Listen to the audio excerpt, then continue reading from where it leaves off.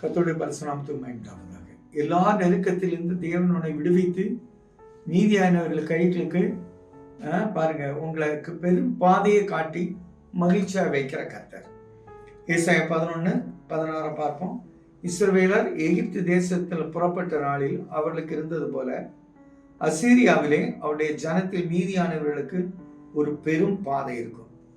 இது ஒரு பெரிய சாப்டர் ஆகும். இஸ்ரவேல் ஜனங்கள் எப்படி எகிப்து தேசத்திலிருந்து புறப்பட்ட நாளில், எகிப்து தேசத்திலிருந்து புறப்பட்ட நாள் அன்னைக்கு என்னது பெரிய சங்காரம்.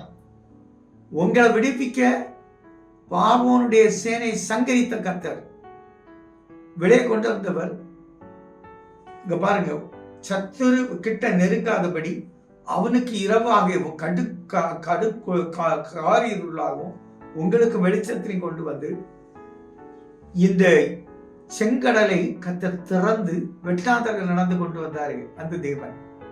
அதே போல இப்பவும் நான் உங்களுக்கு அற்புதம் செய்வேன். எப்படி அன்னைக்கு செங்கடல்ல வெட்டாந்தர்கள் நடந்தார்களோ அதே போல நீங்க நடப்பீங்க. உங்க கூட இருப்பேன். நான் உங்க கர்த்தரா இருந்து உன்னை ஆசீர்வதிப்பேன். 15ஆம் வசனத்துல எகிப்தின் சமுத்திரத்தினை கர்த்தர் முற்றிலும் அழித்து அதை காற்றின் வலுமையினால் நதியின் மேல் நமது கையை நீட்டு 7 ஆறுகளாக பிரித்து ஜனங்கள் கால் நனையாமல் கடந்து போகும்போது பண்ணினார். இது உண்மை. எப்படின்னா செங்கடலை ஒரு பாதை இல்லை, கிட்டத்தட்ட ஆங்கிலத்தில் பார்த்தீங்கன்னா எபிரேய பைபிள்ல கூறு போட்டார். செங்கடலை கூறு போட்டார். 12 கோத்திரத்துக்கும் 12 பாதை.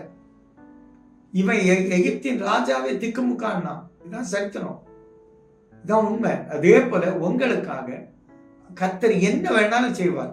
உங்களை கரங்கள்ல தூக்கி அந்த மேக ஸ்தம்பத்துல அழகா கையில தூக்கிட்டு போவார். கைவிட மாட்டார். எங்களால் தகப்பனே ஆண்டவர் அப்படி ஆசீர்வாதத்தை நன்மை சொன்னாலும் பிதாவே. ஆமென்.